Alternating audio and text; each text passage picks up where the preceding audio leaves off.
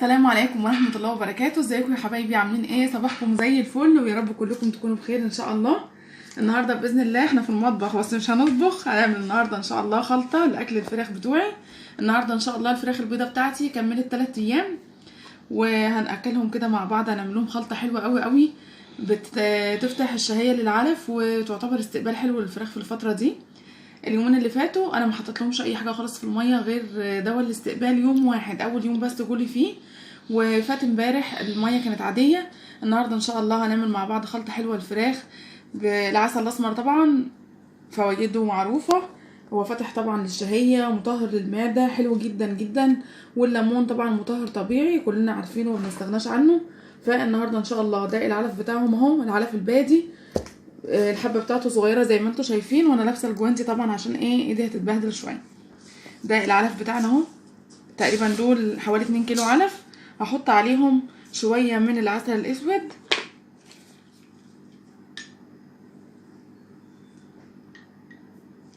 ممكن كده معلقتين. طبعا الحاجات دي يا جماعه انا يعني مش دكتوره ومش بفتي ولا حاجه، بس الحاجات دي انا بعملها بالممارسه، لان انا عملتها كتير مع الطيور بتوعي والحمد لله يعني ربنا بيوفقني قوي فيهم. هنقلب كويس، انا هقلب بايدي علشان ندخل الخلطه كويس. مش هنكتر طبعا العسل زياده عن اللزوم علشان بيخلي الفراخ تشرب ميه كتير، زيه زي اي حاجه سكريه بنشربها بتبتدي بعدها ان انت تشربي ميه او بتحسي بالعطش. نفس الكلام هيبقى مع الفراخ، زي ما انتم شايفين لونها غمق كده وفي نفس الوقت لسه محببه زي ما هي. اهم حاجه ان العلف يفضل زي ما هو كده محبب اهو، يعني العسل مش كتير، ما تكتريش العسل عشان ما يلزقش في بعضه، لان مهم جدا ان هو يكون محبب بالشكل ده علشان الكتاكيت في العمر الصغير دوت اللي هو اول 3-4 ايام، يعني لحد ما يبداوا طبعا نغير العلف بعدين لازم يكون محبب بالشكل ده عشان يعرفوا ياكلوه. وكل شويه لما بتعدي على العلفات بتاعتهم بتشوفي لو في علف متجمع قدامهم عليه ميه مبلول حاجه، المهم ان هو يبقى محبب بالشكل ده عشان الفراخ تستفيد منه وتعرف ان هي ايه تاكله في البدايه. كده زي ما انتم شايفين انا ما كترتش اهو، على ال2 كيلو علف حطيت معلقتين ونص. ان شاء الله دي تكون مفيده جدا بالنسبه لهم، مطهر معوي هايل، خلطه جميله فاتح شهيه. ان شاء الله تجربوها باذن الله، انا بعملها دايما مع طيوري وتعجبكم ان شاء الله. هاخد معايا فوق بقى عند الفراخ العسل الاسود والليمون، لان انا هحط لهم نص معلقه في السقايه الصغيره مع عصره ليمونه، او هخلي الليمونه معاهم في السقايه. ان شاء الله تجربوا الطريقه دي باذن الله هتجيب معاكم نتيجه هايله، بس ما تكتروش زياده عن اللزوم. يعني زي ما انتم شايفين اهو العلف انا ما حطيتش عليه كميه كبيره اهو زي ما هو، بس علشان نحبب الفراخ فيه. وهاخد الحاجات دي معايا وتعالوا نطلع للفراخ نشوفها. دي السقايه بتاعت الطيور زي ما انتم شايفين، انا هحط فيها معلقه من العسل الاسمر اهي واقلبها كويس كده زي ما انتم شايفين، وهحط فيها عصير نص ليمون، ده عشان السقايه دي صغيره. هعمل كده مع السقايه التانية وهرجع لكم تاني.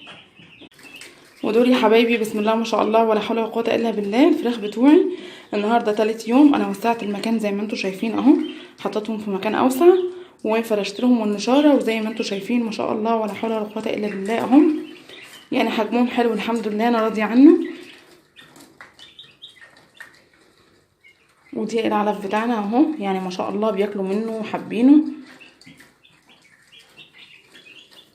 وانا عايزه اشكركم على ثقتكم فيا وعلى الكلام الحلو اللي بتقولوا لي في الكومنتات، ويا رب ان شاء الله اقدر افيدكم. ثقتكم دي حاجه غاليه عندي جدا جدا، ويا رب ان شاء الله يقدرني واقدر افيدكم باذن الله. لو في اي استفسار او اي سؤال او اي حاجه عاوزين تسالوها قولوها لي وانا اقولها لكم على قد، يعني هرد عليها على قد خبرتي وعلى قد ما اعرف. ويا رب تكون القناه ان شاء الله مفيده بالنسبه لكم. عاوزه اطلب بس منكم طلب، يا ريت برضو تشوفوا بقيه فيديوهات القناه، يعني فيها حاجات حلوه ان شاء الله تنفعكم من الاكلات وكده، ما يبقاش بس التفاعل على قد الفيديوهات بتاعه الطيور، علشان القناه تستمر وتكبر بيكم باذن الله.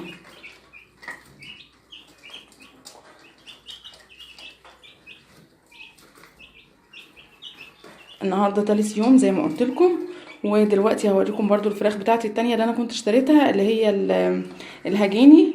يا حبايبي الفراخ الهجيني اهي اللي انا اشتريتها، انا كنت شارياهم بواحد معدي كده بتروسيكل من تحت البلكونه، انا واقفه بنشر الساعه 7 فلقيته معدي، وكان يعني صغير في السن 15 16 سنه كده، فانا صراحه حبيته واسترزق وجبت منه الفراخ دول، وعجبني شكلهم وقلت هو رزق ورزق بقى ورزقنا على الله، واخدتهم منه. ان شاء الله ربنا يبارك لي فيهم باذن الله، ادعوا لي، محتاجه دعواتكم والله جدا، ادعوا لي ربنا يبارك. كنت جايبه الكتكوت ب 2 جنيه، ودي اول مره اشتري من حاجات العربيه الصراحه، يعني دايما اجيب من المعامل. ربيت البلدي قبل كده وساسو، لكن الفراخ الهجين دي اول مره بربيها. انا حطيت لهم من نفس الخلطه، هياها نفس خلطه العلف، وكمان العسل على العلف، وكمان حطيت لهم في الميه برضو معلقه العسل الاسمر الصغيره والليمونه اهي.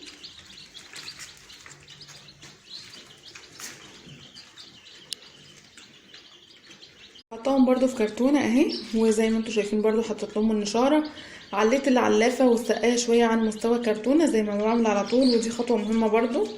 ان شاء الله نتابعهم الايام الجايه مع بعض باذن الله، وربنا يرزقنا جميعا. اشوفكم ان شاء الله في فيديو جديد، مع السلامه.